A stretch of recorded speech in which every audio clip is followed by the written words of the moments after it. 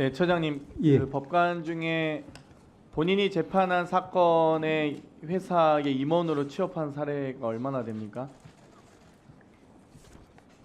본인이 재판한 본인이 재판한 사건과 관계되어 있는 예. 회사의 임원으로 취업한 사례 혹시 따로 뭐 통계를 관리하거나 통계를 관리해 보지는 않고 뭐 적절치 않은 것 같습니다. 사건 수임도 좀 적절치 않죠? 그렇습니다. 5회계 사건 수임. 예. 사실 쌍방울 사건의 이 수사팀장이었던 검사가 쌍방울의 사회이사로 취업을 했길래 제가 한번 질문 드려봤습니다. 법정 구속된 피고인이 보석 신청 시에 제출한 의견서에 보석 조건과 결정문에 반영이 되겠죠? 여러 가지 피고인이 자기가 보석 신청하면서 의견서를 제출하지 그렇습니다. 않겠습니까? 네. 김성태 쌍방울 회장이 올해 1월 23일 보석 석방되면서 앞으로 불구속 상태에서 사건 관계인을 만나지 않겠습니다 라고 의견서를 제출했습니다. 그리고 나서 어땠습니까? 6월 22일에 옥상 파티를 이렇게 엽니다.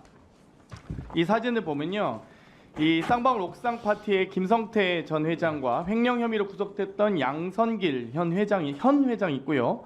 쌍방울 계열사 나노스 이사, 그 주가 조작 혐의가 있는 나노스 이사를 맡았던 김영기 전 통일부 차관, 또 대북 송금 사건 주요 증거로 채택된 회의록 작성자의 김태균 씨도 보입니다. 여기에 뭐 주요 변호사들도 있고요, 검사 출신 고위 변호사들도 있는데 이런 분들과 사건 관계인이잖아요. 아주 밀접하게 해당 검사와도 만나는 것 같고요. 그래서 이런 부분은 보석 취소가 돼야 되는 거 아닌가요?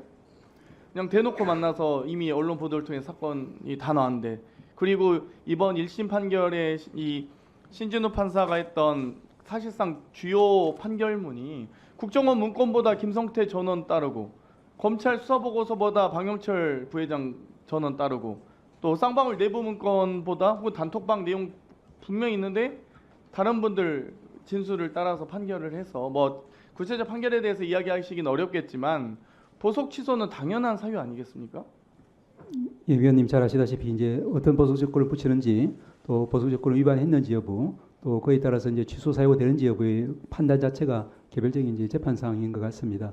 그렇기 때문에 만약 그런 일이 실제로 있었다고 하면은 재판부에서 적절하게 판단할 것이라고 저는 믿습니다. 그러니까 신진우 판사가 어떻게 판단할지 모르겠지만 보석을 허가해 주면서 이렇게 하면은 봐주기 아니냐, 또 너무 편향된 판결한 거 아니냐라는 의혹과 비판이 있을 겁니다. 당연히 그러니까 판결에 대해서는 증거를 어떤 증거를 채택하는지는 뭐 판사 소신이 있을 거라고 생각합니다만 최소한 이렇게 명백하게 이 보석 신청을 해지할 수 있는 사유가 분명하게 드러났다면 저는 해당 판사도 어찌됐건 좀 경각심을 가지셨으면 좋겠고요. 뭐 엄영수 증인이 저희 청문회 과정에서 나와서 N 프로젝트 뭐냐 했더니 N 프로젝트가 나노스 주가 조작이 아니라 네이버 댓글이라고 증언하고 있습니다. 그런 한심한 증언을 들으면서 저도 증언을 참 듣곤 했습니다. 여러 판례를 보면 고의나 미필적 인식, 예견만으로도 형법상 방조행위 처벌 가능하다라는 판결 여러 차례 있습니다. 대법원에 뭐 2005년, 96년, 2009년 여러 선고가 있더라고요. 그런데 이 특정인이 주범과 나눈 당시 이 범행 당시에 나눈 문자와 통화만으로도 충분히 방조 혐의를 검토할 수 있지 않습니까? 뭐 위원님 너무 잘 아시겠지만 그런 부분들을 갖다가 맥락에 따라서 여러 가지 증거를 종합해서 판단할 것 같습니다. 뭐 주범에 대한 수사가 시작되자 특정인이 수사와 관련해 비정상적으로 그 주범과 연락을 많이 주고받는다. 이건 정황 증거 중에 하나겠죠. 예, 그렇죠. 이 주범들의 진술이 일관되게 특정인과 연락했다는 진술이 있다면 그것도 정황 증거 중에 하나겠죠. 예, 정황 증거에 특별하게 제한 없는 것 그렇죠. 같습니다. 뭐 많은 판결이 이미 판시하고 있는 것 같습니다. 주범의 편지에서 특정인이 범죄 혐의에서 벗어날 것을 우려하면서 수사의 대응을 바꾸자, 수사 대응 전략까지 세우는 이런 부분도 정황 증거 중에 하나 아니겠습니까? 예, 역시 예. 이 주범들이 특정인의 계좌를 파일로 만들어 관리하거나 또 스스로 주가 조작에 사용된 것이라고 인정하고 있다라고 한다면 그것도 정황 증거 중에 하나겠죠. 예, 역시 정황 증거의 범위에 관한 이야기. 손실금이 발생하자 주포가 배상하듯 손실금과 똑같은 금액을 송금한다. 그러니까 손실하니까 배상하듯 똑같은 금액을 쏴준다.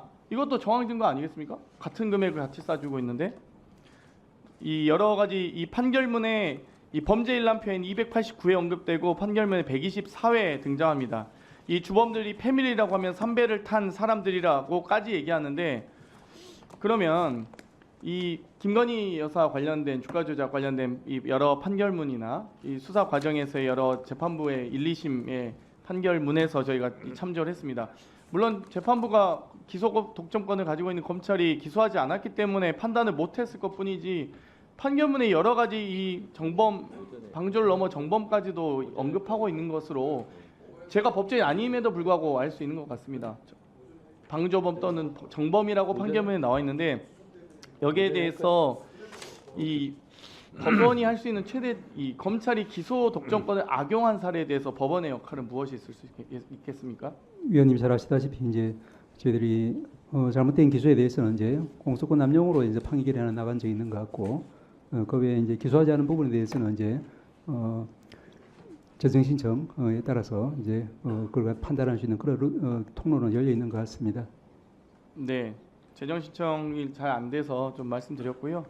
지금 이번에 이제 법원 영장 발부에 대해서 이 연구 용역도 하셨던데 23년에만 45만 건 압수수색 영장이 청구됐고 19년에 29만 건 정도였는데 올해 아마 이제 한 50만 건 넘을 것 같거든요. 한 2배 정도 넘고 있습니다. 지금 무슨 대한민국이 범죄 도시가 되는 것도 아니고 갑자기 영장이 폭발적으로 증가하는 이유가 무엇이라고 생각하십니까?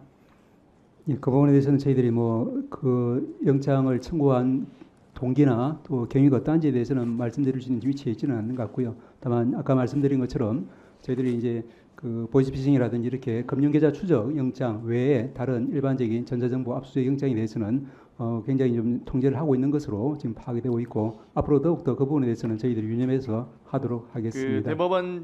대법원장께서 연구 용역도 하셨잖아요. 강제수사 절차에 대한 기본권 보장 방안에 대해서. 그러면 임의적 그렇습니다. 사전되면 심리제도 도입해야 된다 이런 논의도 있는 것 같습니다. 그리고 여러 영미법계 국가에서도 이 사전 심의제도를 많이 하고 있지 않습니까? 예. 그런데 뭐 검찰이 수사하는 과정에서 그게 만약 외부로 이 정보가 노출된다 이런 우려가 있는데 그럼 법관들이 그러면 그 법원에서 영장 청구에 대한 정보가 유출된다는 것인지 이 부분은 어떻게 생각하십니까?